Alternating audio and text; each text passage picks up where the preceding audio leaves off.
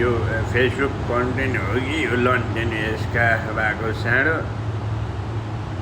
यतिर दिन्छ कि उत्तिर दिन्छ, तलबाट दिन्छ कि माथिबाट दिन्छ, कताबाट दिन्छ भनेको आँखा यहीँ गाडेको छु।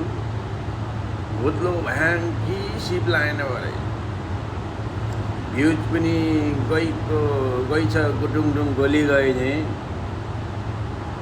है। मलाई पनि प्रतिशोध साँध्यो कि के हो खै, केही सिप लागेन।